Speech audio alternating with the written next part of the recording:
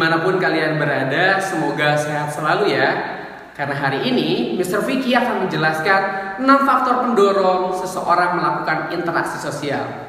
Baik, Mr. akan langsung saja bahas.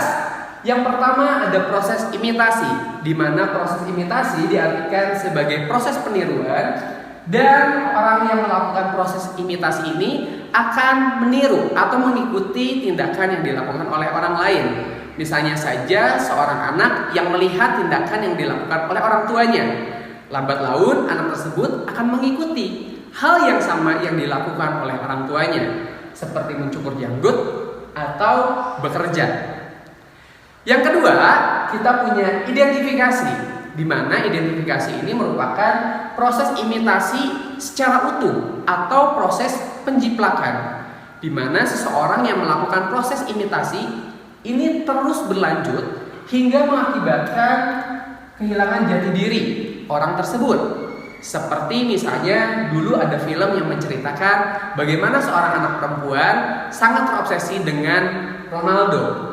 Dan sampai-sampai anak perempuan ini mencukur rambutnya hingga botak, bermain bola layaknya Ronaldo, memakai jersey-nya, sampai-sampai orang-orang tidak mengenali bahwa dia seorang perempuan, dan hingga diberi nama Ronaldowati. Yang ketiga, ada proses simpati, di mana proses simpati ini merupakan proses turut merasakannya seseorang terhadap perasaan yang sedang dialami oleh orang lain. Misalnya saja ketika temanmu sedang sedih, maka kamu ikut bersedih. Atau ketika temanmu sedang bahagia, kamu juga ikut bahagia. Bagaimana? Apakah kalian sudah mengerti 3 faktor pendorong pertama penyebab interaksi sosial? Mister akan lanjutkan 3 selanjutnya. Yang keempat, kita punya empati. Kalau tadi proses simpati hanya turut merasakan, maka proses empati ini adalah proses simpati atau turut merasakan yang disertai dengan tindakan. Misalnya saja ada orang lain yang sedang mengalami musibah.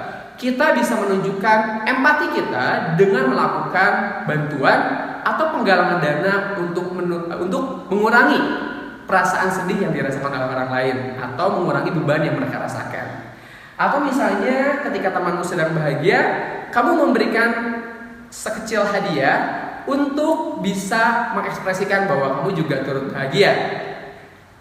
Yang selanjutnya kita punya sugesti, di mana sugesti ini adalah proses pengaruh atau tarikan dari orang lain sehingga mengakibatkan seseorang terpengaruh atau melakukan hal yang sama yang diinstruksikan oleh orang lain tersebut. Misalnya saja pada saat bulan puasa, banyak sekali iklan minuman yang menyegarkan yang tentunya menggoda kalian. Nah, jika kalian langsung membeli produk yang diiklankan tanpa berpikir panjang bahwa kalian sedang puasa, maka kalian sudah tersugesti. Atau misalnya contoh lainnya, seseorang yang mengalami hipnotis karena pengaruh dari orang lain, itu juga termasuk contoh sugesti. Dan yang terakhir, kita punya motivasi, di mana motivasi diartikan sebagai dorongan atau motivasi yang berasal dari dalam diri karena tujuannya sudah jelas. Interaksi yang dilakukan karena seseorang sudah memiliki tujuan yang jelas. Seperti Mister yang hari ini sedang mengajar kalian melalui media. Sebagai bentuk Mister memiliki motivasi agar kalian di rumah bisa tetap belajar. Bagaimana? Sudah mengerti ke-6 faktor pendorong interaksi sosial? Semoga bermanfaat dan sehat selalu. Dadah!